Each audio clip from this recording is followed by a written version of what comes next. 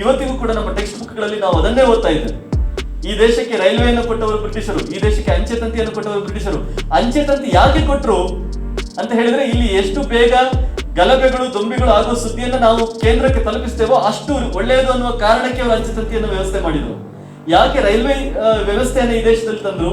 ಎಷ್ಟು ಬೇಗ ಈ ದೇಶದ ಸಂಪತ್ತನ್ನ ಕೊಳ್ಳೆ ಹೊಡೆದು ದೋಚಿ ನಾವು ಹೊರಗಿನ ದೇಶಕ್ಕೆ ಸಾಗಿಸ್ತೇವೆ ಅಷ್ಟು ಒಳ್ಳೆಯದು ಅನ್ನುವ ಕಾರಣಕ್ಕೆ ರೈಲ್ವೆ ವ್ಯವಸ್ಥೆಯನ್ನು ತಂದ್ರು. ಯಾಕೆ ಈ ದೇಶದ ಇತಿಹಾಸವನ್ನು ಬರೆದ್ರು? ಯಾಕೆ ಅಂತ ಹೇಳಿದ್ರೆ, ಈ ದೇಶದವರಿಗೆ ನಾವು ಹೇಳುವುದೇ ಇತಿಹಾಸ ಅನ್ನೋದು ಆಗಬೇಕು ಅನ್ನೋ ಕಾರಣಕ್ಕೆ ಇತಿಹಾಸವನ್ನು ಬರೆದ್ರು. ಯಾಕೆ ಈ ದೇಶದಲ್ಲಿ ದೊಡ್ಡ ದೊಡ್ಡ ಕಟ್ಟಡಗಳನ್ನ, ವಿಶ್ವವಿದ್ಯಾಲಯಗಳನ್ನ, ಕಾಲೇಜುಗಳನ್ನ ಕಟ್ಟಿದ್ರು? ಯಾಕೆ ಅಂತ ಹೇಳಿದ್ರೆ, ನಾವು ಕೊಡುವ ಶಿಕ್ಷಣವನ್ನೇ ಅವರು ಪಡೆಯಬೇಕು. ಅವರಾಗಿ ಯಾವ ಶಿಕ್ಷಣವನ್ನು ಅವರು ಸ್ವಂತದಾಗಿ ಪಡಿಬಾರದು ಅನ್ನೋ ಕಾರಣಕ್ಕೆ ಅವರು ಈ ದೇಶದಲ್ಲಿ ದೊಡ್ಡ ಕಟ್ಟಡಗಳನ್ನು ಕಟ್ತಾ ಹೋದ್ರು. ನಾವು ಇಷ್ಟರವರೆಗೆ ನಮ್ಮನ್ನು ಯಾರು ಆಳಿದ್ರು ಅನ್ನೋ ಇತಿಹಾಸವನ್ನು ಓದ್ತಾ ಬಂದಿದ್ದೇವೆ ವಿನಃ ಯಾವ ದೇಶಗಳನ್ನು ನಾವು ಆಳಿದೆವು ಅನ್ನೋದನ್ನ ನಾವು ಯಾವ ಸಂದರ್ಭದಲ್ಲೂ ಕೂಡ ನಮ್ಮ ಮಕ್ಕಳಿಗೆ ಹೇಳಿಕೊಟ್ಟಿಲ್ಲ.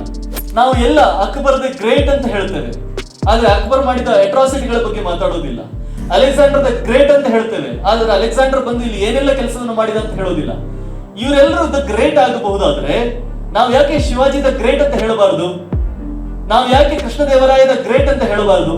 ನಮಗೆ ಇವತ್ತಿಗೂ ಕೂಡ ನಮ್ಮ ಇತಿಹಾಸವನ್ನು ನಾವೇ ಬರೀಬಹುದು ಅನ್ನುವ ಪ್ರಜ್ಞೆ ಬಂದಿಲ್ಲ. ನಾವು ಇನ್ನೂ ಕೂಡ ಆ ಬ್ರಿಟಿಷರ್ ಬರೆದ ಇತಿಹಾಸವನ್ನ ಇನ್ನೂ ಓದ್ತಾ ಇದ್ದೇವೆ. ಇದರಷ್ಟು ದೊಡ್ಡ ದುರಂತ, ಇದರಷ್ಟು ದೊಡ್ಡ ವಿಪರ್ಯಾಸ ಬೇರೆ ಇಲ್ಲ.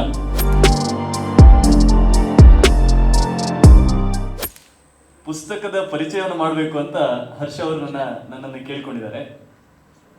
30 ನಿಮಿಷದ ಸಮಯವನ್ನು ಕೂಡ ಕೊಟ್ಟಿದ್ದಾರೆ. ಆ ಸಮಯದ ಒಳಗಡೆ ಇಷ್ಟು ದೊಡ್ಡ ಪುಸ್ತಕವನ್ನ ಪರಿಚಯ ಮಾಡೋದು ಕಷ್ಟ. ಆದ್ರೂ ಕೂಡ ಇವತ್ತು ನಾನು ಪುಸ್ತಕದ ಬಗ್ಗೆ ಏನು ಹೇಳಬಾರದು, ಅದಕ್ಕೆ ಹೊರತಾದ ಕೆಲವೊಂದು ವಿಚಾರಗಳನ್ನು ಹೇಳಬೇಕು ಅಂತ ನಿರ್ಧಾರ ಮಾಡಿಕೊಂಡು ಬಂದಿದೆ. ಯಾಕೆಂತ ಹೇಳಿದ್ರೆ, ಪುಸ್ತಕದ ಬಗ್ಗೆ ಅಲ್ಲಿ ಏನಿದೆ ಅಂತ ಹೇಳುವ ಹಾಗೆಯೇ ಅಲ್ಲಿ ಏನು ಇಲ್ಲ ಅಂತ ಹೇಳುವ ಮೂಲಕವೂ ಆ ಪುಸ್ತಕದ ಪರಿಚಯವನ್ನು ಮಾಡಿಕೊಡಬಹುದು ಅನ್ನೋದು ನನ್ನ ಒಂದು ಅಭಿಪ್ರಾಯ. ನಾವು ನೇತಿ ಅಂತ ಹೇಳ್ತೇವೆ, ಇದಲ್ಲ ಅಂತ ಹೇಳ್ಕೊಂಡು ಒಂದು ವಸ್ತುವಿನ ಪರಿಚಯವನ್ನು ಮಾಡಿಕೊಡ್ಬೇಕು. ಆ ರೀತಿಯಲ್ಲಿ ಇವತ್ತು ಈ ಪುಸ್ತಕದ ಪರಿಚಯ ಮಾಡಬಹುದೋ ಏನೋ ಅನ್ನೋ ಒಂದು ಸಣ್ಣ ಪ್ರಯೋಗವನ್ನ ಇವತ್ತು ಇಲ್ಲಿ ಮಾಡ್ತಾ ಇದ್ದೇನೆ. ನೀವೆಲ್ಲ ಬಲಿಪಶುಗಳು. ಇತಿಹಾಸ ಅನ್ನೋದು ನಿರಪೇಕ್ಷ ಅಲ್ಲ. ಇಲ್ಲಿ ಇತಿಹಾಸ ಅಂತ ಹೇಳುವಾಗ ನಾನು ಹಿಸ್ಟ್ರಿ ರೈಟಿಂಗ್ ಅನ್ನೋದನ್ನ ಹೇಳ್ತಾ ಇದ್ದೇನೆ. ಇತಿಹಾಸ ರಚನೆ ಅನ್ನೋದು ನಿರಪೇಕ್ಷ ಅಲ್ಲ. ಅಂದ್ರೆ ಅಲ್ಲಿ ಯಾರು ಇತಿಹಾಸವನ್ನು ಬರಿತಾ ಇದ್ದಾನೆ ಅದು ಮುಖ್ಯ ಆಗುತ್ತೆ. ಬೇಟೆಗಾರ ಇತಿಹಾಸವನ್ನು ಬರೆದಾಗ ಅವನು ಹುಲಿ ಬಂದು ಬೇಟೆಗಾರನನ್ನು ತಿಂದ ಇತಿಹಾಸವನ್ನು ಯಾವತ್ತೂ ಬರೆಯೋದಿಲ್ಲ. ಅವನು ಹುಲಿಯನ್ನು ಬೇಟೆಯಾಡಿದ ಇತಿಹಾಸವನ್ನೇ ಬರೀತಾನೆ. ಒಂದು ವೇಳೆ ಹುಲಿ ಇತಿಹಾಸವನ್ನು ಬರೆಯೋದಾಗಿದ್ರೆ ಅದು ಬೇಟೆಗಾರನನ್ನ ಕೊಂದು ಮುಗಿಸಿದ ಇತಿಹಾಸವನ್ನೇ ಬರಿತಾ ಇತ್ತು ವಿನಃ ತಾನು ಬೇಟೆಗಾರನಿಂದ ಬಂಧನಕ್ಕೊಳಗಾದದ್ದನ್ನಾಗ್ಲಿ ಅಥವಾ ಹತವಾದದ್ದನ್ನಾಗ್ಲಿ ಅದು ಬರಿತಾ ಇರಲಿಲ್ಲ. ಯಾರು ಇತಿಹಾಸವನ್ನು ಬರಿತಾ ಇದ್ದಾರೆ ಅನ್ನೋದು ಮುಖ್ಯ ಆಗುತ್ತೆ, ಮತ್ತು ಆ ಇತಿಹಾಸದ ಮೂಲಕ ಅವರು ಏನು ಸಂದೇಶವನ್ನ ಜಗತ್ತಿಗೆ ಕೊಡ್ತಾ ಇದ್ದಾರೆ ಅನ್ನೋದು ಮುಖ್ಯ ಆಗುತ್ತೆ. ಯಾಕೆ ಈ ಮಾತುಗಳನ್ನ ಇಲ್ಲಿ ಹೇಳ್ತಾ ಇದ್ದಾರೆ ಅಂತ ಹೇಳಿದ್ರೆ, ನಮ್ಮಲ್ಲಿ ಅನೇಕರು ಆಳಿ ಹೋಗಿದ್ದಾರೆ. ಮುಘಲರಿಂದ ಹಿಡಿದು ಡಚ್ಚರು, ಫ್ರೆಂಚರು, ಪೋರ್ಚುಗೀಸರು, ಬ್ರಿಟಿಷರು ಎಲ್ಲರೂ ಕೂಡ ಆಳಿ ಹೋಗಿದ್ದಾರೆ. ಆದ್ರೆ ಇವತ್ತು ನಮಗೆ ಡಚ್ಚರು ನಮ್ಮ ದೇಶದಲ್ಲಿ ಆಳಿದವರು, ಅವರ ಒಂದೆರಡು ನಾಯಕರ ಹೆಸರು ಹೇಳಿ ಅಂತ ಹೇಳಿದ್ರೆ ನಮಗೆ ಬಹುಶಃ ಯಾರಿಗೂ ಇಲ್ಲಿ ಹೇಳಲಿಕ್ಕೆ ಬರ್ಲಿಕ್ಕಿಲ್ಲ. ಫ್ರೆಂಚರು ಯಾವ ಕಾಲದಿಂದ ಯಾವ ಕಾಲಕ್ಕೆ ಈ ದೇಶವನ್ನು ಆಳಿದ್ರು ಅಂತ ಹೇಳಿದ್ರೆ ನಮಗೆ ಹೇಳಲಿಕ್ಕೆ ಉತ್ತರ ಗೊತ್ತಾಗ್ಲಿಕ್ಕಿಲ್ಲ. ಪೋರ್ಚುಗೀಸರು ಇಡೀ ದೇಶದಲ್ಲಿ ನಮ್ಮ ಎಲ್ಲ ಮುಘಲರನ್ನ ಬಿಟ್ಟು ಯುರೋಪಿನಿಂದ ಬಂದಂತಹ ವಸಾಹತುಶಾಹಿಗಳಲ್ಲಿ ಅತ್ಯಂತ ದೀರ್ಘಕಾಲ ಆಳಿದವರು ಪೋರ್ಚುಗೀಸರು. ಆದ್ರೆ ಪೋರ್ಚುಗೀಸರ ಬಗ್ಗೆ ಒಂದೆರಡು ಮಾತುಗಳನ್ನು ಹೇಳಿ ಅಂತ ಹೇಳಿದ್ರೆ ನಾವು ಗೋವಾ ಪೋರ್ಚುಗೀಸ್ ಅಂತ ಹೇಳ್ತೇವೆ ಬಿಟ್ರೆ ಅದರ ಹೊರತಾಗಿ ಏನಾದ್ರೂ ಒಂದೆರಡು ಹೆಸರುಗಳನ್ನು ಹೇಳಿ ಅಂತ ಹೇಳಿದ್ರೆ ನಮ್ಗೆ ಗೊತ್ತಾಗೋದಿಲ್ಲ. ಆದ್ರೆ ನಾವು ನಮ್ಮ ಪಠ್ಯಪುಸ್ತಕಗಳಲ್ಲಿ, ನಮ್ಮ ಶಾಲೆಗಳಲ್ಲಿ ನಾವು ಉದ್ದಕ್ಕೂ ಓದಿಕೊಂಡು ಬಂದದ್ದು ಬ್ರಿಟಿಷರ ಇತಿಹಾಸ. ಯಾಕೆ ಅಂತ ಹೇಳಿದ್ರೆ ನಮ್ಮ ಇತಿಹಾಸವನ್ನು ಬರೆದವರು ಬ್ರಿಟಿಷರು. ಬ್ರಿಟಿಷರು ಈ ದೇಶಕ್ಕೆ ನೀವು ಏನು ಓದಬೇಕು ಅನ್ನುವುದನ್ನು ನಮಗೆ ಹೇಳಿಕೊಟ್ರು. ಇಲ್ಲಿ ಒಂದು ಮಾತನ್ನ ನಾವು ನೆನಪು ಮಾಡಿಕೊಳ್ಬೇಕು. ಧರ್ಮಪಾಲ್ ಅವರ ಪುಸ್ತಕಗಳು ಕೆಲವೇ ದಿನಗಳ ಹಿಂದೆ ನಮ್ಮ ಬೆಂಗಳೂರಲ್ಲೇ ಬಿಡುಗಡೆ ಆಯಿತು. ಒಂದು ಪುಣ್ಯ ಅದು. ಧರ್ಮಪಾಲ್ ಅವರು ಕೂಡ ಸಾವರ್ಕರ್ ಹಾಗೆ ಇತಿಹಾಸಜ್ಞರಲ್ಲ, ಅಂದ್ರೆ ಶಾಸ್ತ್ರೀಯವಾಗಿ ವಿಶ್ವವಿದ್ಯಾಲಯಗಳಲ್ಲಿ ಇತಿಹಾಸವನ್ನು ಓದಿದವರಲ್ಲ. ಆದ್ರೆ ಅವರು ಸಾವರ್ಕರ್ ರೀತಿಯಲ್ಲೇ ಈ ದೇಶಕ್ಕೆ ಕೊಡುಗೆಯನ್ನು ಕೊಟ್ಟವರು. ಸ್ವಾತಂತ್ರ್ಯ ನಂತರ ಅವರು ಇಂಗ್ಲೆಂಡಿಗೆ ಹೋಗಿ ಅಲ್ಲಿಯ ಬ್ರಿಟಿಷ್ ಆರ್ಕೈವ್ಗಳಲ್ಲಿ, ಅಂದ್ರೆ ಏನು ನಾವು ಕೋಶಾಗಾರ ಅಂತ ಹೇಳ್ತೇವೆ, ಅಲ್ಲಿ ಹೋಗಿ ಅಲ್ಲಿಯ ಪತ್ರಗಳನ್ನ, ಅಲ್ಲಿಯ ದಾಖಲೆಗಳನ್ನ ಎಲ್ಲ ನೋಡಿ ಇತಿಹಾಸವನ್ನ ಹುಡುಕಿ ತೆಗೆದವರು. ಅವರು ಒಂದು ಕಡೆ ಒಂದು ಮಾತನ್ನು ಹೇಳ್ತಾರೆ. ಏನಂತ ಹೇಳಿದ್ರೆ, ಈ ದೇಶಕ್ಕೆ ಬಂದ ಬ್ರಿಟಿಷರು ಈ ದೇಶವನ್ನು ಬಿಟ್ಟು ಹೋಗಬೇಕು ಅನ್ನೋದನ್ನ ಮೊದಲ ಸಂದರ್ಭದಲ್ಲೇ ಅವರು ಬಹಳ ಖಚಿತಪಡಿಸಿಕೊಂಡಿದ್ರು ಅಂತ ಹೇಳಿ. ಅಂದ್ರೆ ಈ ದೇಶಕ್ಕೆ ಬಂದು ನಾವು ಈ ದೇಶದಲ್ಲಿ ಇರುತ್ತೇವೆ ಅಂತ ಅವ್ರು ಬಂದವರಲ್ಲ.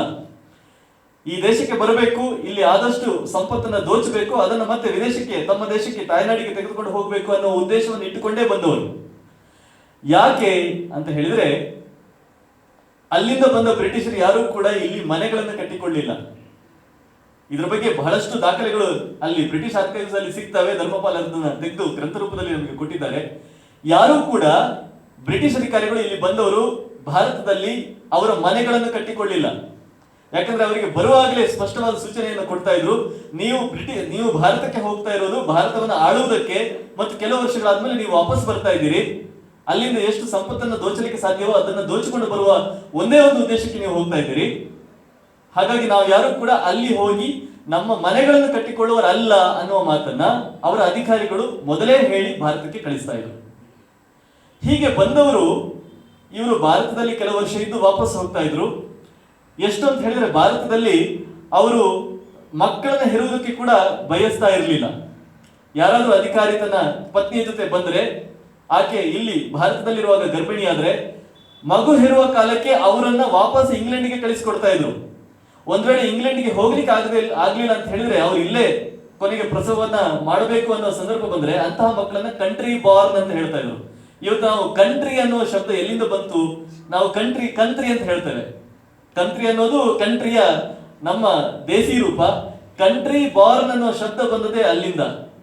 ಭಾರತದಲ್ಲಿ ಹುಟ್ಟಿದ ಮಗು ಅನ್ನೋದನ್ನ ಹೇಳೋದಕ್ಕೆ ಅವನನ್ನ ನಿಕೃಷ್ಟವಾಗಿ ಹೇಗೆ ಅಸ್ಪೃಶ್ಯರನ್ನ ನಿಕೃಷ್ಟವಾಗಿ ಕಾಣ್ತಾ ಇದ್ರು, ಹಾಗೆ ಈ ಕಂಟ್ರಿ ಬಾರ್ನ್ ಅನ್ನೋದನ್ನ ಬಹಳ ಕೀಳಾಗಿ ನೋಡುವ ಒಂದು ಮನಸ್ಥಿತಿ ಆಗಿತ್ತು. ಹಾಗಾಗಿ ಎಷ್ಟೇ ಕಷ್ಟ ಆದ್ರೂ ಪರವಾಗಿಲ್ಲ, ನಮ್ಮ ಮಕ್ಕಳನ್ನ ನಾವು ಇಂಗ್ಲೆಂಡಿನಲ್ಲೇ ಹೇರ್ತೇವೆ ಅಂತ ಹೇಳಿ ಅವರು ವಾಪಸ್ ಹೋಗ್ತಾ ಇದ್ರು. ಹೀಗೆ ಶಾಶ್ವತವಾಗಿ ಇಲ್ಲಿ ನಿಲ್ಲೋದಕ್ಕೆ ಬಂದವರಲ್ಲ ಬ್ರಿಟಿಷರು, ಆದ್ರೆ ಈ ದೇಶವನ್ನು ಶಾಶ್ವತವಾಗಿ ಆಳಬೇಕು ಅನ್ನುವ ಒಂದು ಯೋಚನೆ ಅವರಿಗಿತ್ತು. ಈ ದೇಶದಲ್ಲಿ ಶಾಶ್ವತವಾಗಿ ನಿಲ್ಲೋದಿಲ್ಲ, ಆದ್ರೆ ಶಾಶ್ವತವಾಗಿ ನಿಲ್ತೇವೆ. ಈ ವೈರುಧ್ಯ ಇದನ್ನ ನಾನು ಬಿಡಿಸಿ ಹೇಳ್ತೇನೆ ನಿಮಗೆ. ಶಾಶ್ವತವಾಗಿ ನಿಲ್ತೇವೆ ಯಾವ ರೀತಿಯಲ್ಲಿ ಅಂತ ಹೇಳಿದ್ರೆ, ಇಲ್ಲಿಯ ಇತಿಹಾಸವನ್ನು ಬರೆಯುವ ಮೂಲಕ. ನಾವು ಈ ದೇಶವನ್ನು ಬಿಟ್ಟು ಹೋದ್ರೂ ಕೂಡ, 100 ವರ್ಷಗಳಾದ್ರೂ ಕೂಡ ಈ ದೇಶದ ಮನಸ್ಥಿತಿಯನ್ನ, ಈ ದೇಶದ ಮಾನಸಿಕತೆಯನ್ನ ನಾವು ಆಳ್ತೇವೆ ಅನ್ನುವ ಒಂದು ಉದ್ದೇಶವನ್ನು ಇಟ್ಕೊಂಡು ಅವರು ಇತಿಹಾಸವನ್ನು ಬರಿತಾ ಹೋದ್ರು.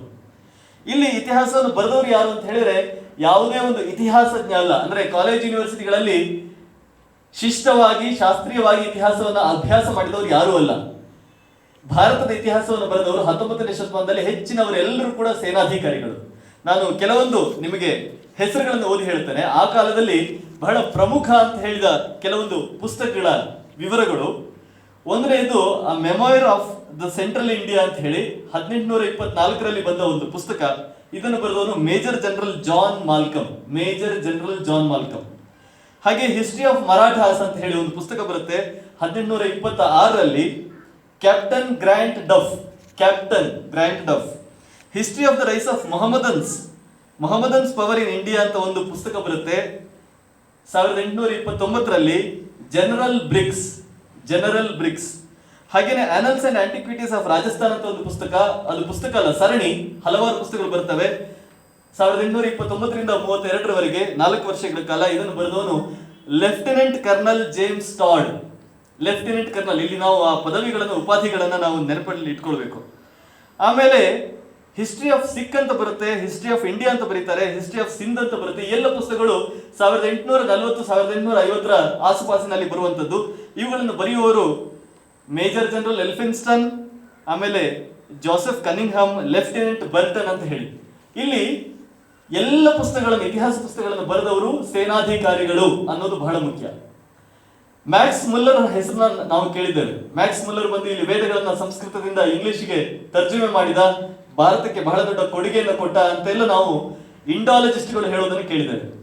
ಇದೇ ಮ್ಯಾಕ್ಸ್ ಮುಲ್ಲರ್ ಡ್ಯೂಕ್ ಆಫ್ ಆರ್ಗಿಲ್ ಅಂತ ಹೇಳುವ ಒಬ್ಬ ಸೇನಾಧಿಕಾರಿ 1857ರಲ್ಲಿ ನಮ್ಮಲ್ಲಿ ಈಸ್ಟ್ ಇಂಡಿಯಾ ಕಂಪನಿಯಿಂದ ಬ್ರಿಟಿಷ್ ಸರ್ಕಾರಕ್ಕೆ ಆ ಪವರ್ ಹೋದ ಮೇಲೆ 1868ರಲ್ಲಿ ಅವನೊಂದು ಮಾತನ್ನ ಹೇಳ್ತಾನೆ ಡ್ಯೂಕ್ ಆಫ್ ಆರ್ಗಿಲ್ಗೆ. ಅವನು ಆ ಕಾಲದಲ್ಲಿ ಇಲ್ಲಿ ಆಡಳಿತ ಮಾಡ್ತಾ ಇದ್ದ ಬ್ರಿಟಿಷ್ ಸರ್ಕಾರದ ಕಾರ್ಯದರ್ಶಿ. ಚೀಫ್ ಸೆಕ್ರೆಟರಿ ಅಂತ ಏನ್ ಹೇಳ್ತೇವೆ ಆ ಒಂದು ಪದವಿಯಲ್ಲಿದ್ದವನು, ಅವನಿಗೆ ಮ್ಯಾಕ್ಸ್ ಮುಲ್ಲರ್ ಹೇಳ್ತಾನೆ, ಈ ದೇಶವನ್ನು ನಾವು ಒಂದು ಬಾರಿ ದಾಳಿ ಮಾಡಿ ಆಕ್ರಮಣ ಮಾಡಿ ಅದನ್ನು ವಶಪಡಿಸಿಕೊಂಡಿದ್ದೇವೆ. We have conquered this nation once and we have to conquer this nation again. ಮತ್ತೊಂದು ಸಲ ನಾವು ದಾಳಿ ಮಾಡಿ ಇದನ್ನ ವಶಪಡಿಸಿಕೊಳ್ಬೇಕು. ಅದು ಯಾವುದರ ಮೂಲಕ ಅಂತ ಹೇಳಿದ್ರೆ ಎಜುಕೇಶನ್ ಮೂಲಕ, ಶಿಕ್ಷಣದ ಮೂಲಕ ಅಂತ ಹೇಳ್ತಾನೆ. ಇದೇ ಮ್ಯಾಕ್ಸ್ ಮುಲ್ಲರ್ 1868 ನಂತರ ಇವನೇನು ಪ್ಯಾರಲ್ ಆಗಿ ಇವನು ವೇದಗಳನ್ನ ತರ್ಜಮೆ ಮಾಡುವ ಕೆಲಸವನ್ನು ಮಾಡ್ತಾ ಇದ್ದ. ಅದೇ ಸಂದರ್ಭದಲ್ಲಿ ಇವನು ಭಾರತದಲ್ಲಿ ನಡೆಯುವ ಸಿವಿಲ್ ಸರ್ವಿಸಸ್ ನ ಆ ಎಕ್ಸಾಮಿನೇಷನ್ ನ ಎಕ್ಸಾಮಿನರ್ ಆಗಿ ಕೆಲಸ ಮಾಡ್ತಾನೆ. ನಾವು ಇವತ್ತೇನು IPS ಆಫೀಸರ್ಗಳಿಗೆ ಸಂದರ್ಶನವನ್ನು ಮಾಡುವಂತಹ ಅಧಿಕಾರಿಗಳಿದ್ದಾರೆ, ಅಂತಹ ಅಧಿಕಾರಿಗಳ ಕೆಲಸವನ್ನ ಮ್ಯಾಕ್ಸ್ ಮುಲ್ಲರ್ ಮಾಡ್ತಾನೆ. ಅವನು ಹೇಳುವ, ಯಾಕೆಂತ ಹೇಳಿದ್ರೆ ಆ ಪರೀಕ್ಷೆಗಳನ್ನು ಬರೀಬೇಕಾದ್ರೆ ಒಂದಷ್ಟು ರೆಫರೆನ್ಸ್ ಬುಕ್ಗಳು ಬೇಕಾಗ್ತವೆ. ಆ ಎಲ್ಲ ರೆಫರೆನ್ಸ್ ಬುಕ್ಗಳನ್ನು ಕೊಡುವನು ಮ್ಯಾಕ್ಸ್ ಮುಲ್ಲರ್. ಅವನು ಕೊಡುವ ಪಟ್ಟಿ ಈಗ ನಾನು ಓದಿದ ಪಟ್ಟಿ.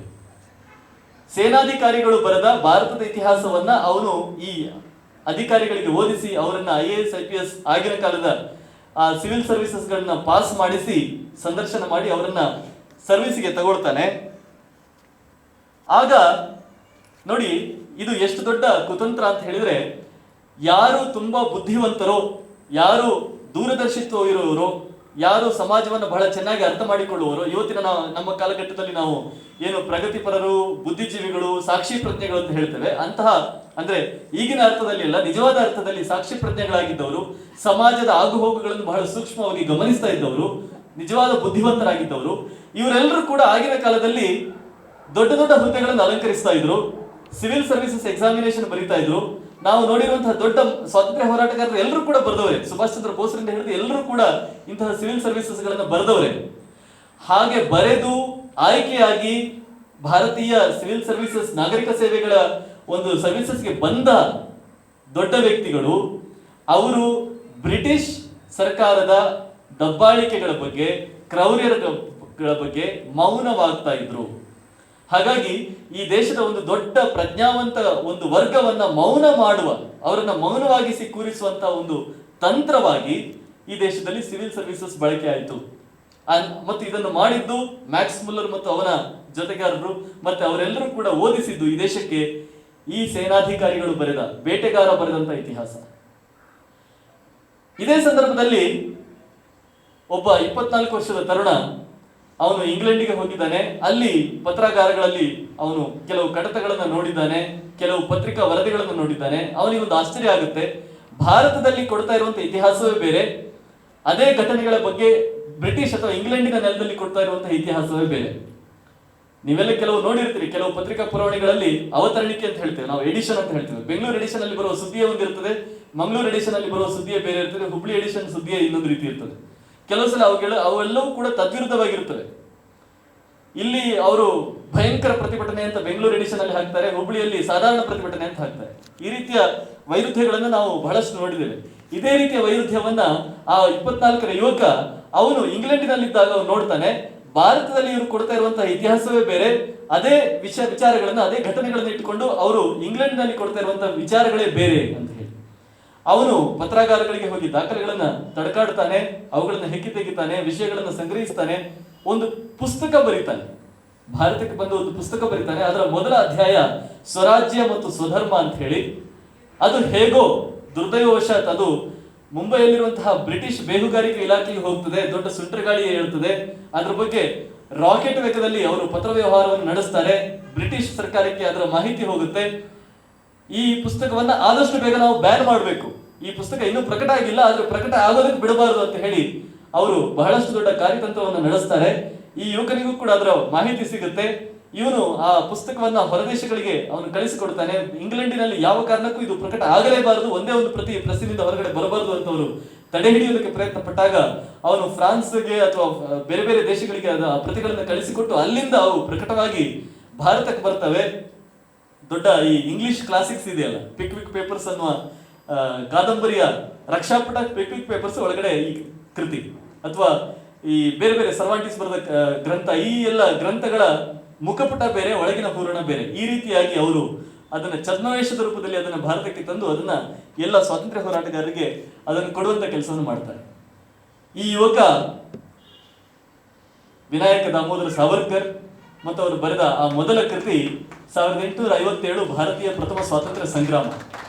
ಸಿಪಾಯಿ ದಂಗೆ ಅಂತ ಏನು ಇವರು ಬ್ರಿಟಿಷರು ಹೇಳ್ತಾ ಇದ್ರು, ಅದಕ್ಕೆ ಒಂದು ಹೊಸ ಆಯಾಮವನ್ನ, ಹೊಸ ಒಂದು ಪರಿಭಾಷೆಯನ್ನ ಕೊಟ್ಟು, ಇದು ಸಿಪಾಯಿ ದಂಗೆ ಅಲ್ಲ, ಇದು ಸ್ವಾತಂತ್ರ್ಯ ಸಂಗ್ರಾಮ ನಮ್ಮ ದೇಶದವರು ಮಾಡಿದ್ದು ಅನ್ನೋದನ್ನ ಮೊದಲ ಬಾರಿಗೆ ಭಾರತೀಯರಿಗೆ ಹೇಳಿ ಭಾರತೀಯರ ಕಣ್ಣನ್ನು ತೆರೆಸುವಂತ ಕೆಲಸ ಮಾಡಿದವರು ವೀರ್ ಸಾವರ್ಕರ್. ಇದು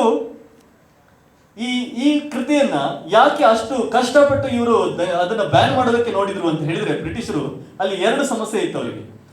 ಒಂದು, ಈ ಕೃತಿ ಏನಾದ್ರೂ ಹೊರಗೆ ಬಂದ್ರೆ, ಜನರ ಕೈಗೆ ಸಿಕ್ಕಿದ್ರೆ, ನಾವು ಏನೇನು ಕೆಲಸ ಮಾಡಿದ್ದೇವೆ, ನಿಜವಾದ ಆ ಸ್ವಾತಂತ್ರ್ಯ ಸಂಗ್ರಾಮದ ಸ್ವರೂಪ ಏನಿತ್ತು ಅನ್ನೋದು ಜನರಿಗೆ ಗೊತ್ತಾಗುತ್ತೆ ಅನ್ನೋದು ಒಂದು ಭಯ. ಆದ್ರೆ ಆ ಪುಸ್ತಕವನ್ನು ಓದಿ ಇನ್ನೊಂದು ಸಲ ಅದಕ್ಕಿಂತ 3-4 ಪಟ್ಟು ದೊಡ್ಡ ರೀತಿಯ ಸ್ವಾತಂತ್ರ್ಯ ದಂಗೆ ಅಥವಾ ಸ್ವಾತಂತ್ರ್ಯ ಸಂಗ್ರಾಮ ಈ ದೇಶದಲ್ಲಿ ಹುಟ್ಟುತ್ತೆ ಅನ್ನುವ ಭಯ ಅವರಿಗಿದ್ದದು.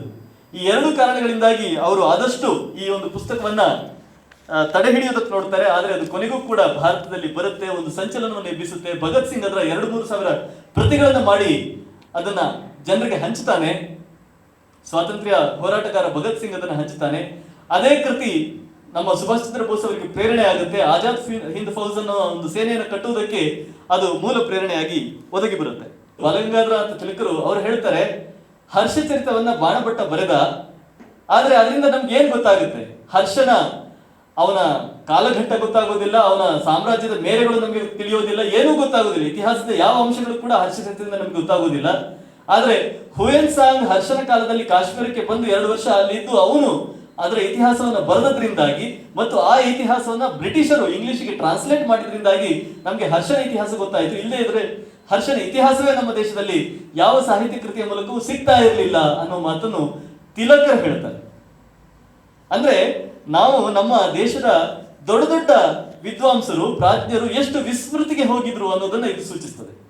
ಒಂದು ಇತಿಹಾಸದ ಒಂದು ರಚನೆ, ಒಂದು ಇತಿಹಾಸದ ಸಾಹಿತ್ಯ ನಿರ್ಮಾಣ ಒಂದು ಇಡೀ ಜನಾಂಗವನ್ನ, ಒಂದು ಮಾತ್ರ ಅಲ್ಲ ಹಲವು ಜನಾಂಗಗಳನ್ನ, ಹಲವು ತಲೆಮಾರುಗಳನ್ನ ಹೇಗೆ ವಿಸ್ಮೃತಿಗೆ ದೂಡುತ್ತದೆ ಅನ್ನೋದನ್ನ ಈ ಒಂದು ಘಟನೆ ಅದು ಹೇಳುತ್ತೆ. ಅದೇ ರೀತಿಯಲ್ಲಿ ಭಾರತೀಯರದು ಸೋಲಿನ ಇತಿಹಾಸ ಅನ್ನೋದನ್ನ ದೊಡ್ಡ ದೊಡ್ಡ ವ್ಯಕ್ತಿಗಳು ಹೇಳ್ತಾರೆ. ಅವ್ರು ಯಾರು ಹೇಳಿದ್ರು ಅವುಗಳ ಹೆಸರುಗಳೆಲ್ಲ ಬೇಡ. ಇವತ್ತು ನಾವು ಬಹಳ ದೊಡ್ಡ ಸ್ಥಾನದಲ್ಲಿಟ್ಟು ಗೌರವಾರ್ಹರು ಅಂತ ಹೇಳುವಂತ ಬಹಳಷ್ಟು ವ್ಯಕ್ತಿಗಳು ಆಗಿನ ಕಾಲದಲ್ಲಿ ಭಾರತದ್ದು ಸೋಲಿನ ಇತಿಹಾಸ ಅನ್ನೋ ಮಾತನ್ನು ಹೇಳಿದ್ದಾರೆ. ರುಡಿಯಾರ್ಡ್ ಕಿಪ್ಲಿಂಗ್ ಅಂತ ನಾವು ಕೇಳಿದ್ದೇವೆ. ಅವನು ಭಾರತದಲ್ಲಿ ಅನೇಕ ವರ್ಷಗಳ ಕಾಲ ಇದ್ದಂತಹ ಕಾದಂಬರಿಕಾರ, ನೊಬೆಲ್ ಪ್ರಶಸ್ತಿ ವಿಜೇತ. ಅವನು ಒಂದು ಪದಪುಂಜವನ್ನ ಕಾಯಿನ್ ಮಾಡ್ತಾನೆ. ಅದೇನು ಅಂತ ಹೇಳಿದ್ರೆ ವೈಟ್ ಮ್ಯಾನ್ಸ್ ಬರ್ಡನ್ ಅಂತ ಹೇಳಿ. ಅಂದ್ರೆ ಬ್ರಿಟಿಷರು ಈ ದೇಶಕ್ಕೆ ಬಂದು ಈ ದೇಶದ ಸಂಸ್ಕೃತಿಯನ್ನ, ಏನು ಕಳಪೆ ಸಂಸ್ಕೃತಿ ಇತ್ತು, ಅನಾಗರಿಕರಿದ್ರು, ಅವರನ್ನ ಮೇಲೆತ್ತುವಂತಹ ಒಂದು ದೊಡ್ಡ ಹೊಣೆಗಾರಿಕೆಯನ್ನು ಹೊರಬೇಕಾಯಿತು. ತಮ್ಮ ಹೆಗಲುಗಳ ಮೇಲೆ ಅವರು ಈ ಸಂಸ್ಕೃತಿಯನ್ನ, ಈ ಅಪಸಂಸ್ಕೃತಿಯನ್ನ, ಈ ಅನಾಗರಿಕತೆಯನ್ನ ತೊಡೆದು ಹಾಕಿ ಇವರಿಗೆಲ್ಲ ಒಳ್ಳೆಯ ಸಂಸ್ಕೃತಿಯನ್ನು ಕೊಡುವ ಹೊಣೆಗಾರಿಕೆಯನ್ನು ಅವರು ತಮ್ಮ ಹೆಗಲ ಮೇಲೆ ಹೊರಬೇಕಾಯಿತು ಅನ್ನುವ ಮಾತನ್ನ ರುಡಿಯಾರ್ಡ್ ಕಿಪ್ಲಿಂಗ್ ಹೇಳ್ತಾನೆ. ವೈಟ್ ಮ್ಯಾನ್ಸ್ ಬರ್ಡನ್ ಅನ್ನೋ ಒಂದು ಪದಪುಂಜ ಆಮೇಲೆ ಬಹಳಷ್ಟು ಅದು ಬಳಕೆಗೆ ಬರುತ್ತದೆ, ಬಹಳಷ್ಟು ಚರ್ಚೆಗೆ ಒಳಗಾಗ್ತದೆ. ಇದನ್ನ ಕೇವಲ ಬ್ರಿಟಿಷರು ಮಾತ್ರ ನಂಬೋದಿಲ್ಲ, ಈ ದೇಶದ ಭಾರತೀಯರು ಕೂಡ ನಂಬುತ್ತಾರೆ.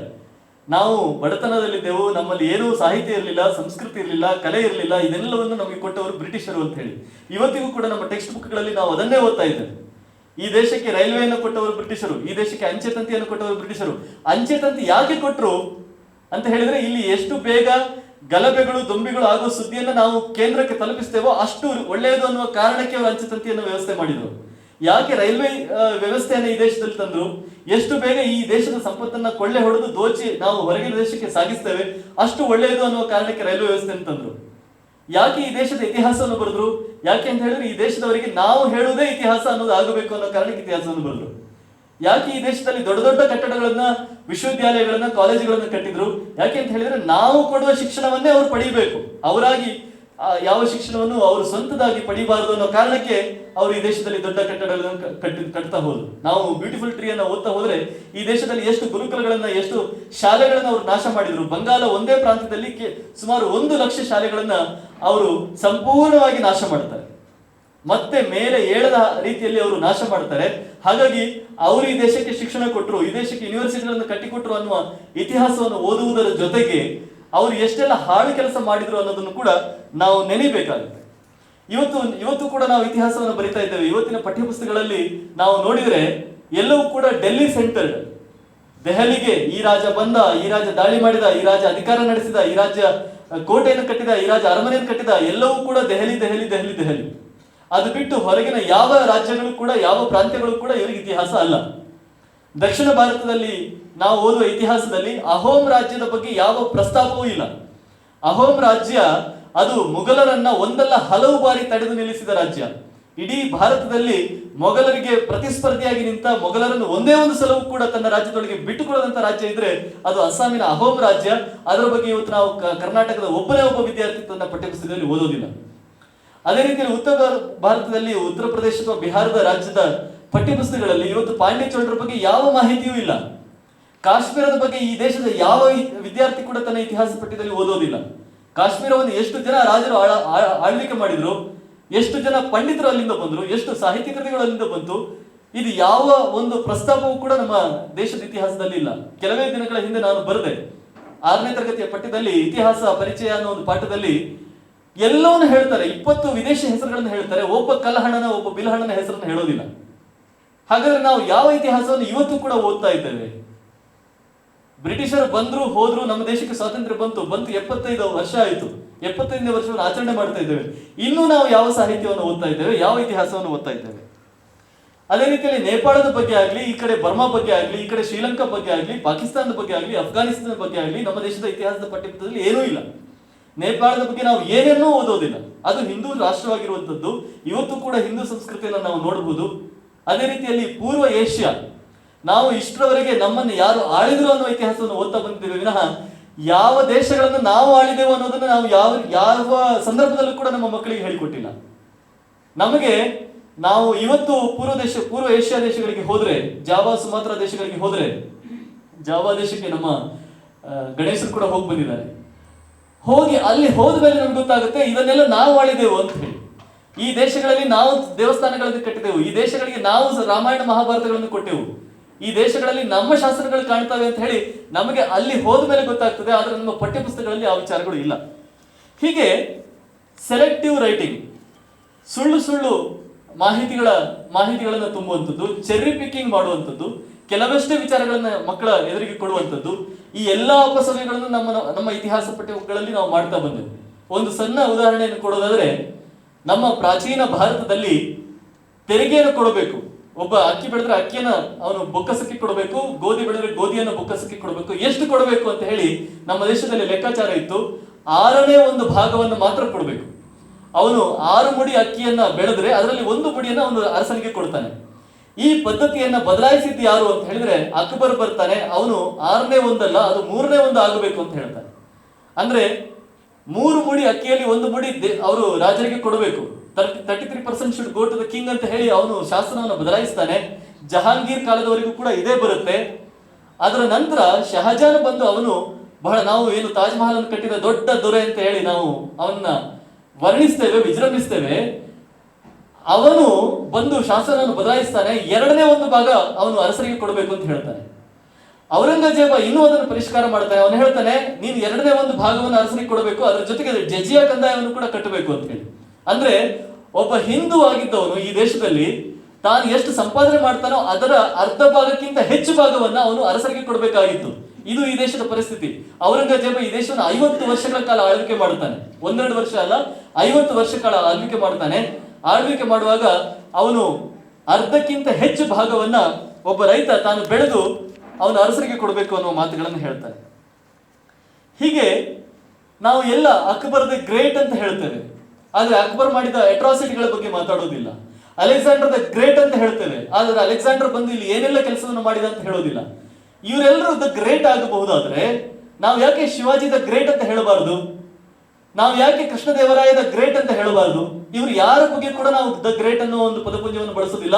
ಅಕ್ಬರ್ ಮತ್ತು ಅಲೆಕ್ಸಾಂಡರ್ಗೆ ಮಾತ್ರ ಯಾಕೆ ಬಳಸಬೇಕು ಅನ್ನೋ ಪ್ರಶ್ನೆಯನ್ನು ಇವತ್ತಿಗೂ ಕೂಡ, ಸ್ವಾತಂತ್ರ್ಯ ಬಂದು 75 ವರ್ಷ ಆದ ಮೇಲೂ ಕೂಡ ನಾವು ಇನ್ನೂ ಕೇಳ್ತಾ ಇಲ್ಲ ಅಂತ ಹೇಳಿದ್ರೆ ಅದಕ್ಕಿಂತ ದೊಡ್ಡ ಚೋದ್ಯ ಬೇರೆ ಇಲ್ಲ ಅಂತ ಹೇಳ್ಬೋದು. ನಮಗೆ ಇವತ್ತಿಗೂ ಕೂಡ ನಮ್ಮ ಇತಿಹಾಸವನ್ನು ನಾವೇ ಬರೀಬಹುದು ಅನ್ನೋ ಪ್ರಜ್ಞೆ ಬಂದಿಲ್ಲ. ನಾವು ಇನ್ನೂ ಕೂಡ ಆ ಬ್ರಿಟಿಷರು ಬರೆದ ಇತಿಹಾಸವನ್ನು ಇನ್ನೂ ಓದ್ತಾ ಇದ್ದೇವೆ. ಇದರಷ್ಟು ದೊಡ್ಡ ದುರಂತ, ಇದರಷ್ಟು ದೊಡ್ಡ ವಿಪರ್ಯಾಸ ಬೇರೆ ಇಲ್ಲ. ನಾನು ಹೇಳ್ತಾ ಈ ಪುಸ್ತಕದ ಬಗ್ಗೆ ಏನು ಹೇಳಿಲ್ಲ ಅಂತ ನಿಮ್ಗೆ ಅನಿಸಬಹುದು. ಆದ್ರೆ ಇದುವರೆಗೆ ಹೇಳಿದ ಎಲ್ಲ ಅಪಸವ್ಯಗಳು ಇರದೇ ಇರುವಂತಹ ಕೃತಿ ಅಂದ್ರೆ ಈ 6 ಚಿನ್ನದ ಯುಗಗಳು. ನಾವು ಇದುವರೆಗೆ ಓದಿರುವ ಯಾವುದೇ ಇತಿಹಾಸದ ಅಪಸವ್ಯಗಳು ಇಲ್ಲದೇ ಇರುವಂತಹ, ಯಾವುದೇ ಒಂದು ತಪ್ಪು ಕಲ್ಪನೆಗಳು ಇಲ್ಲದೇ ಇರುವಂತಹ ಪುಸ್ತಕ ಇದ್ರೆ ಅದು ಈ 6 ಚಿನ್ನದ ಯುಗಗಳು. ಇದರ ಬಗ್ಗೆ ನಾನು ಯಾಕೆ ಹೇಳೋದಿಲ್ಲ ಅಂತ ಹೇಳಿದ್ರೆ, ಈ ಪುಸ್ತಕದ ಕಂಟೆಂಟ್ ಬಗ್ಗೆ ಅದು ಇಂಗ್ಲಿಷ್ ನಲ್ಲಿ ಅದು ಬಹಳ ಸಿಗುತ್ತೆ, ಅದು ಫ್ರೀ ಆಗಿ ಡೌನ್ಲೋಡ್ ಮಾಡಿ ಕೂಡ ಮಾಡಿಕೊಳ್ಬಹುದು. ಅದನ್ನ ಇವತ್ತು ಕನ್ನಡದಲ್ಲಿ ತಂದಿದ್ದಾರೆ. ಕನ್ನಡದ ಪ್ರತಿಯನ್ನು ಪ್ರತಿಯೊಬ್ಬರು ಕೂಡ ತಮ್ಮ ಮನೆಯಲ್ಲಿ ಇಟ್ಟುಕೊಳ್ಬೇಕು. ನೀವು ಓದದೇ ಇದ್ರೂ ಪರವಾಗಿಲ್ಲ, ನಾನು ಪ್ರತಿ ವೇದಿಕೆಯಲ್ಲಿ ಹೇಳ್ತೇನೆ, ನೀವು ಓದದೇ ಇದ್ರೂ ಪರವಾಗಿಲ್ಲ, ನಿಮ್ಮ ಮನೆಯಲ್ಲಿ ಇಟ್ಟುಕೊಳ್ಳಿ. ಯಾಕೆಂತ ಹೇಳಿದ್ರೆ, ನಾನು ಚಿಕ್ಕವನಿದ್ದಾಗ ಓದಿದ ಪುಸ್ತಕಗಳನ್ನು ನಾನು ಕೊಂಡು ತಂದವನಲ್ಲ. ನನ್ನ ಯಾರೋ ಹಿರಿಯರು, ನಮ್ಮ ಮನೆಯಲ್ಲಿ ತಂದೆ ತಾಯಿ ಅಜ್ಜ ಅಜ್ಜಿಯಂದಿರು ಅವರು ತಂದು ಇಟ್ಟಿದ್ದಂತಹ ಪುಸ್ತಕಗಳನ್ನು ನಾನು ಓದಿದೆ. ಹಾಗಾಗಿ ನೀವು ಇವತ್ತು ನಿಮ್ಮ ಮನೆಯಲ್ಲಿ ಈ ಪುಸ್ತಕವನ್ನು ಇಟ್ಟರೆ, ನಾಳೆ ನಿಮ್ಮ ತಲೆಮಾರು, ನಿಮ್ಮ ಮುಂದಿನ ತಲೆಮಾರು, ನಿಮ್ಮ ಮಕ್ಕಳು, ನಿಮ್ಮ ಮೊಮ್ಮಕ್ಕಳು ಈ ಪುಸ್ತಕವನ್ನು ಓದ್ತಾರೆ, ಅವರು ನಿಜವಾದ ಇತಿಹಾಸವನ್ನು ಕಲಿತಾರೆ. ಇಲ್ಲಿ ಅವನು ಒಂದಷ್ಟು ಸಾವರ್ಕರ್ ಅವರು ಒಂದಷ್ಟು ರಾಜರುಗಳ ಬಗ್ಗೆ ಹೇಳ್ತಾರೆ. ಯಶೋಧರ್ಮ ಅನ್ನೋ ರಾಜನ ಬಗ್ಗೆ ಹೇಳ್ತಾರೆ, ಆಮೇಲೆ ವಿಕ್ರಮಾದಿತ್ಯನ ಬಗ್ಗೆ ಹೇಳ್ತಾರೆ. ಅಲೆಕ್ಸಾಂಡರ್ನ ಬಗ್ಗೆ ಇವತ್ತು ನಮಗೆ ಪಠ್ಯಪುಸ್ತಕಗಳಲ್ಲಿ ಏನಿದೆ ಅದರ 10 ಹಲವು ಪಟ್ಟು ಹೆಚ್ಚು ಮಾಹಿತಿಯನ್ನು ಅವರು ಈ ಪುಸ್ತಕದಲ್ಲಿ ಕೊಡ್ತಾರೆ. ಅಲೆಕ್ಸಾಂಡರ್ ಎಲ್ಲಿಗೆಲ್ಲ ಬಂದ, ನಮ್ಗೆ ಕೇವಲ ಪೌರವನ ಕಥೆ ಬಿಟ್ಟರೆ ಬೇರೆ ಕಥೆಯೇ ಗೊತ್ತಿಲ್ಲ. ಆದ್ರೆ ಅವನು ಈ ದೇಶಕ್ಕೆ ಎಲ್ಲಿವರೆಗೆ ಬಂದ, ಏನೆಲ್ಲ ಕೆಲಸ ಮಾಡಿದ, ಯಾರ್ಯಾರನ್ನು ಸೋಲಿಸಿದ, ಯಾರ್ಯಾರ ಕೈಯಲ್ಲಿ ಸೋಲನ್ನು ಉಂಡ, ಈ ಎಲ್ಲ ಕಥೆಯನ್ನು ಅವ್ರು ಹೇಳ್ತಾ ಹೋಗ್ತಾರೆ. ಮತ್ತೆ ಅವನ ನಂತರ ಈ ದೇಶದಲ್ಲಿ ಏನೆಲ್ಲ ಬದಲಾವಣೆಗಳು ಆಗ್ತಾ ಹೋಯ್ತು ಅನ್ನೋದನ್ನು ಕೂಡ ವಿವರವಾಗಿ ಹೇಳ್ತಾ ಹೋಗ್ತಾರೆ. ಯಾಕೆ ಸಾವರ್ಕರ್ ಅವರ ಇತಿಹಾಸ ಮುಖ್ಯ ಆಗುತ್ತೆ ಅಂತ ಹೇಳಿದ್ರೆ, ನಮ್ಮ ದೇಶದ್ದು ಅದು history with interpretation, history without interpretation ಅಲ್ಲ. ನೀವು ಮಹಾಭಾರತವನ್ನು ನಾವು ಯಾಕೆ ಇತಿಹಾಸ ಅಂತ ಕರಿತೇವೆ ಅಂತ ಹೇಳಿದ್ರೆ, it is full of interpretations. ನೀವು ಅಲ್ಲಿ ಅರ್ಜುನ ಏನು ಮಾಡಿದ, ದುರ್ಯೋಧನ ಏನು ಮಾಡಿದ ಅನ್ನೋದನ್ನು ನಾವು ಓದ್ತೇವೆ ವಿನಃ ಅರ್ಜುನ ಇಂಥ ಇಸುವೆಯಲ್ಲಿ ಹುಟ್ಟಿದ, ಇಂಥ ಇಸುವೆಯಲ್ಲಿ ಸತ್ತ ಅನ್ನೋದನ್ನು ನಾವು ಓದೋದಿಲ್ಲ. ದುರ್ಯೋಧನ ಎಷ್ಟು ರಾಜ್ಯ, ಅವನ ರಾಜ್ಯದ ಪೂರ್ವದಲ್ಲಿ ಏನಿತ್ತು, ಪಶ್ಚಿಮದಲ್ಲಿ ಏನಿತ್ತು, ಸೀಮೆಗಳು ಯಾವುದಿತ್ತು, ಇದನ್ನು ನಾವು ಓದೋದಿಲ್ಲ. ಆದ್ರೆ ದುರ್ಯೋಧನ ಏನು ಮಾಡಿದ ಅನ್ನೋದನ್ನು ಓದ್ತೇವೆ. So our history is history with interpretations. ಹಾಗಾಗಿ ಮಹಾಭಾರತ ಇತಿಹಾಸ, ಹಾಗಾಗಿ ಈ 6 ಚಿನ್ನದ ಯುಗಗಳು ಪುಸ್ತಕ ಇತಿಹಾಸ. ಯಾಕೆ ಅಂತ ಹೇಳಿದ್ರೆ, ಇದರಲ್ಲಿ ಅವರು ಕೇವಲ ಘಟನೆಗಳನ್ನು ಹೇಳ್ತಾ ಹೋಗುದಿಲ್ಲ. ಇಲ್ಲಿ ನಿಮಗೆ ಒಂದು 20-30 ಪುಟಗಳು, ನಿಮಗೆ ಒಂದೇ ಒಂದು ಇಸವಿ ಕೂಡ ಸಿಗದಿರುವಂತಹ ಪುಟಗಳು ನಿಮಗೆ ಸಿಗ್ತವೆ. ಅದೇ ನಮ್ಮ ಪಠ್ಯಪುಸ್ತಕಗಳಲ್ಲಿ ಇವತ್ತು ಒಂದು ಪುಟದಲ್ಲಿ 40-50 ಇಸವಿಗಳನ್ನು ನಾವು ನೋಡ್ತೇವೆ. ಯಾಕೆ ಅಂತ ಹೇಳಿದ್ರೆ, ನಮ್ಮವರು ಇಸವಿಗಳನ್ನು ತುಂಬಬೇಕು, ಮಾಹಿತಿಯನ್ನು ತುಂಬಬೇಕು ಹೇಳಿ ನಮ್ಮ ಪುಸ್ತಕವನ್ನು ಇಡೀ ಮಾಹಿತಿ ಪುಸ್ತಕ ಮಾಡಿಬಿಟ್ಟಿದ್ದಾರೆ. ಅಲ್ಲಿ ಇತಿಹಾಸ ದೃಷ್ಟಿಕೋನವೇ ಇಲ್ಲ. ಇತಿಹಾಸ ಪ್ರಜ್ಞೆ ಅನ್ನೋದು ನಮ್ಮ ಮಕ್ಕಳಿಗೆ ಇವತ್ತು ಯಾಕೆ ಬರ್ತಾ ಇಲ್ಲ ಅಂತ ಹೇಳಿದ್ರೆ, ಆ ಇತಿಹಾಸ ಪ್ರಜ್ಞೆಯನ್ನು ಹೇಳಿಕೊಡೋ ಯಾವ ಅಂಶಗಳು ಕೂಡ ನಮ್ಮ ಪಠ್ಯಪುಸ್ತಕಗಳಲ್ಲಿ ಇಲ್ಲ. ಆದ್ರೆ ಸಾವರ್ಕರ್ ಅವರು ಇತಿಹಾಸದಿಂದ ನಮಗೆ ಏನು ಸಿಗಬೇಕು, ನಾವು ಯಾವ ಪಾಠವನ್ನು ಕಲಿಬೇಕು ಅನ್ನೋದನ್ನು ಹೇಳ್ತಾ ಹೋಗ್ತಾರೆ. ಇತಿಹಾಸ ಪಾಠ ಅಲ್ಲ, ಆದ್ರೆ ಇತಿಹಾಸದಿಂದ ನಾವು ಪಾಠವನ್ನು ಕಲಿಬೇಕು ಅನ್ನೋ ಒಂದು ಮಹತ್ವದ ಅಂಶ ನಮಗೆ ಸಾವರ್ಕರ್ ಅವರ ಪುಸ್ತಕದಿಂದ ಸಿಗುತ್ತೆ. ಕೇವಲ 2-3 ಉದಾಹರಣೆಗಳನ್ನು ನಾನು ಹೇಳೋದಾದ್ರೆ, ಅವರು ದೇವಲ ಮಹರ್ಷಿಯ ಬಗ್ಗೆ ಹೇಳ್ತಾರೆ. ದೇವಲ ಮಹರ್ಷಿ, ನಾವು ಇವತ್ತೆಲ್ಲ ಮನುಸ್ಮೃತಿ ಅಂತ ದೊಡ್ಡ ಗಲಾಟೆ ಮಾಡ್ತಾರೆ. ಮನುಸ್ಮೃತಿಯಿಂದ ಇಡೀ ದೇಶ ಹಾಳಾಯ್ತು, ಮನುಸ್ಮೃತಿಯಿಂದ ಹಾಗಾಯ್ತು ಹೀಗಾಯ್ತು. ಮನುಸ್ಮೃತಿಗೆ ವ್ಯಾಖ್ಯಾನ ಬರೆದ ಒಬ್ಬ ದೇವಲ ಮಹರ್ಷಿ ಅವರು ಹೇಳುವ ಮಾತು, ನೀವು ಮುಸಲ್ಮಾನರ ಜಾತಿಗೆ ಅಥವಾ ಧರ್ಮಕ್ಕೆ, ರಿಲಿಜನ್ಗೆ ಯಾರಾದ್ರೂ ಕನ್ವರ್ಟ್ ಆದ್ರೆ ಅವರು ವಾಪಸ್ ಬರ್ತೇನೆ ಅಂತ ಹೇಳಿದ್ರೆ ಅವರನ್ನು ನೀವು ವಾಪಸ್ ಕರೆದುಕೊಳ್ಬೇಕು ಅನ್ನೋದನ್ನ ಒಬ್ಬ ಮಹರ್ಷಿ ಹೇಳ್ತಾರೆ. ಮನುಸ್ಮೃತಿಯನ್ನು ಆಧಾರವಾಗಿ ಇಟ್ಟುಕೊಂಡು ನೋಡಿ ನೀವು ಈ ಬದಲಾವಣೆಗಳನ್ನು ಮಾಡಬಹುದು ಅನ್ನುವ ಮಾತನ್ನು ಹೇಳ್ತಾರೆ. ಸಾವರ್ಕರ್ ಅವರು ಈ ವಿಚಾರವನ್ನು ಇಟ್ಟುಕೊಂಡು ಅವರು ಕೆಲವೊಂದು ಘಟನೆಗಳನ್ನ ಉಲ್ಲೇಖ ಮಾಡ್ತಾರೆ. ಬಂಗಾಳದಲ್ಲಿ ಒಂದಾನೊಂದು ಕಾಲದಲ್ಲಿ ಅಕ್ರಮವಾದ ರೀತಿಯಲ್ಲಿ ಮಗು ಏನಾದ್ರೂ ಹುಟ್ಟಿದ್ರೆ, ಒಬ್ಬ ಹಿಂದೂ ಮಹಿಳೆಗೆ ಅಂದ್ರೆ ಮದುವೆ ಆಗದೆ ಅಥವಾ ಬೇರೆ ಯಾವುದೇ ರೀತಿಯಲ್ಲಿ ಅಕ್ರಮ ಸಂತಾನವಾದರೆ, ಆಗಿನ ಕಾಲದಲ್ಲಿ ಆ ಮಕ್ಕಳನ್ನ ಅವರು ನದಿಯ ಆಚೆ ಇರುವಂತಹ ಮುಸ್ಲಿಂ ಕುಟುಂಬಗಳಿಗೆ ಕೊಟ್ಟು ಬಿಡ್ತಾ ಇದ್ರಂತೆ. ಹೀಗೆ ಕೊಟ್ಟು ಆ ಮುಸ್ಲಿಮರ ಸಂತತಿ ಜಾಸ್ತಿ ಆಗ್ತಾ ಇದೆ, ನಿಮ್ಮ ಹಿಂದೂಗಳ ಸಂತತಿ ಕ್ಷೀಣಿಸ್ತಾ ಇದೆ, ಇದನ್ನು ಯಾಕೆ ಅರ್ಥ ಮಾಡಿಕೊಳ್ತಾ ಇಲ್ಲ ಅನ್ನೋ ಮಾತನ್ನ ಅವರು ದೇವಲ ಮಹರ್ಷಿಯ ಮನುಸ್ಮೃತಿಯ ವ್ಯಾಖ್ಯಾನವನ್ನು ನೋಡಿಕೊಳ್ಳಿ, ಅದನ್ನು ಇಟ್ಕೊಂಡು ನೀವು ಉದ್ಧಾರ ಆಗಿ ಅನ್ನೋ ಮಾತನ್ನು ಹೇಳ್ತಾರೆ.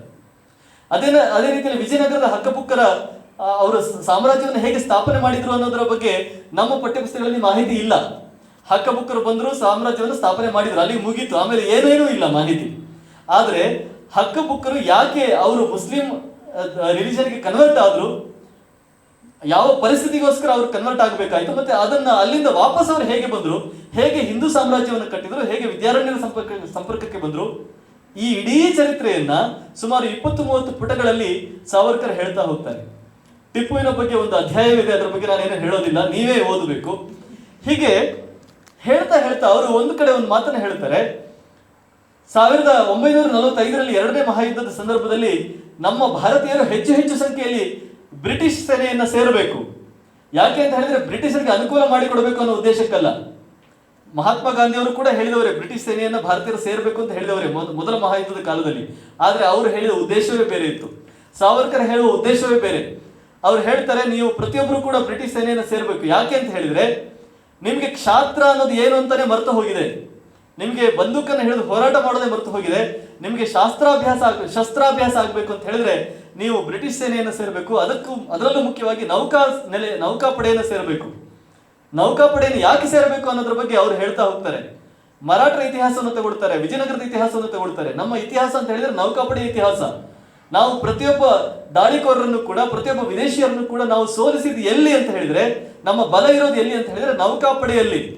ಹಾಗಾಗಿ ಅದನ್ನು ನೀವು ಮತ್ತೆ ಕಟ್ಟಿಕೊಳ್ಬೇಕಾದ್ರೆ, ಮತ್ತೆ ಆ ಒಂದು ಏನು ಶಕ್ತಿಯನ್ನು ನೀವು ಪಡಿಬೇಕಾದ್ರೆ ನೀವು ನೌಕಾಪಡೆಯನ್ನು ಸೇರಬೇಕು, ಅಲ್ಲಿ ನಿಮ್ಮ ಶಕ್ತಿಯನ್ನು ತೋರಿಸಬೇಕು ಅನ್ನೋ ಮಾತನ್ನ ಅವ್ರು ಹೇಳ್ತಾ ಹೋಗ್ತಾರೆ. ಅಂದ್ರೆ ಇತಿಹಾಸದಿಂದ ನಾನು ಈ ಸಂದರ್ಭದಲ್ಲಿ, ಈ ಪ್ರಸ್ತುತ ಸಮಯದಲ್ಲಿ ಯಾವ ಪಾಠವನ್ನು ತಗೋಬಹುದು, ನಾನು ಮುಂದುವರಿಬೇಕಾದ್ರೆ ಇವತ್ತೇನೋ ದೊಡ್ಡ ಏನು ಪ್ರಕ್ಷುಬ್ಧ ಪರಿಸ್ಥಿತಿ ಬಂತು, ಆ ಪರಿಸ್ಥಿತಿಯನ್ನು ನಾನು ಹೇಗೆ ಎದುರಿಸೋದು, ನನ್ನ ಇತಿಹಾಸದಿಂದ ನಾನು ಯಾವ ಪಾಠವನ್ನು ಆಯ್ದುಕೊಳ್ಳಬಹುದು ಅನ್ನೋದ್ರ ಬಗ್ಗೆ ಸಾವರ್ಕರ್ ಅಷ್ಟು ಸ್ಪಷ್ಟವಾಗಿ ಹೇಳುವ ಇತಿಹಾಸಕಾರರು ಬೇರೆ ಇಲ್ಲ. ಒಂದು ಕಡೆ ಒಂದು ಮಾತು ಬರುತ್ತೆ, ಇತಿಹಾಸ ಅಂತ ಹೇಳಿದ್ರೆ ಹೇಗಿರಬೇಕು ಅಂತ ಹೇಳಿದ್ರೆ ವಾಹನಕ್ಕೆ ಇರುವಂತಹ ಸೈಡ್ ಮಿರರ್ನ ಹಾಗಿರಬೇಕು ಅಂತ. ಸಾವರ್ಕರ್ ಅಲ್ಲ, ಬೇರೆ ಯಾರೋ ಹೇಳಿದ ಮಾತು. ಯಾಕೆಂತ ಹೇಳಿದ್ರೆ ನಾವು ಪ್ರತಿ ಸಲವೂ ಇತಿಹಾಸದ ಕಡೆ ನೋಡ್ಬೇಕು ಅಂತ ಹೇಳ್ತಾರೆ, ಆದ್ರೆ ಇತಿಹಾಸದ ಕಡೆಯೇ ನೋಡ್ತಾ ಇದ್ರೆ ನಾವು ಮುಂದುವರಿಲಿಕ್ಕೆ ಆಗೋದಿಲ್ಲ. ನಾವು ಮುಂದುವರಿತಾ ಹೋಗ್ತಾ ಇರಬೇಕು, ಅದ್ರ ಜೊತೆಗೆ ನಮ್ಮ ಒಂದು ದೃಷ್ಟಿ ಇತಿಹಾಸದ ಕಡೆಗೆ ಇರಬೇಕು. ಹಾಗೆ ಇತಿಹಾಸವನ್ನು ಕೊಡುವವರು ಸಾವರ್ಕರ್ ಅವರು ಇದು ಒಂದು ವೈಚಾರಿಕ ಸಮರಕ್ಕೆ ಸಿದ್ಧಪಡಿಸುವ ಕೃತಿ ಅಂತ ಹರೀಶ್ ಅವರು ಮುನ್ನುಡಿಯಲ್ಲಿ ಹೇಳ್ತಾರೆ. ಒಂದು ಸಮರಕ್ಕೆ ನಮ್ಮನ್ನ ಸಿದ್ಧಪಡಿಸುವಂತಹ ಕೃತಿ, ಮತ್ತು ಇತಿಹಾಸವನ್ನು ಹೇಗೆ ಬರೀಬೇಕು ಅನ್ನೋದಕ್ಕೆ ಒಂದು ಮುನ್ನೋಟವಾಗುವಂತ ಒಂದು ಕೃತಿ.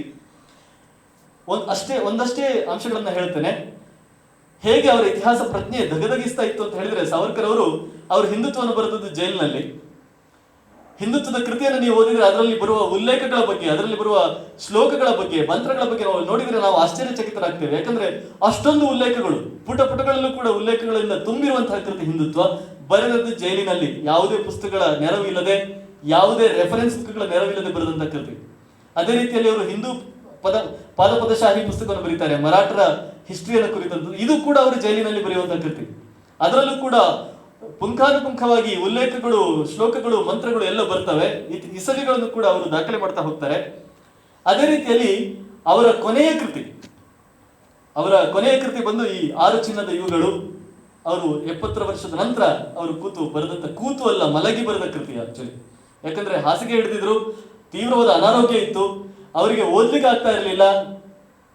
ಒಂದೇ ಇದರಲ್ಲಿ ಬರೀಲಿಕ್ಕೆ ಅರ್ಧ ಗಂಟೆ ಕೂತು ಬರೀಲಿಕ್ಕೆ ಆಗ್ತಾ ಇರಲಿಲ್ಲ. ಅಂತಹ ಸಂದರ್ಭದಲ್ಲಿ ಅವರು ಬೇರೆ ಬೇರೆ ಗ್ರಂಥಗಳನ್ನ ಓದಿ, ಉಲ್ಲೇಖಗಳನ್ನ ಏನು ಸಂಗ್ರಹ ಮಾಡಿ, ಮೂಲತಃ ಲಾಯರ್ ಆಗಿದ್ದವರು, ಹಾಗಾಗಿ ಸಾಕ್ಷಿಗಳನ್ನು ಹೇಗೆ ಕಲೆಕ್ಟ್ ಮಾಡಬೇಕು ಅನ್ನೋದು ಅವರಿಗೆ ಜನ್ಮಜಾತವಾಗಿತ್ತು, ಗೊತ್ತಿತ್ತು. ಆ ಒಂದು ನಿಟ್ಟಿನಲ್ಲಿ ಅವರು ಸಾಕ್ಷಿಗಳನ್ನ ಕಲೆ ಹಾಕಿ ಬರಿತಾ ಹೋಗ್ತಾರೆ.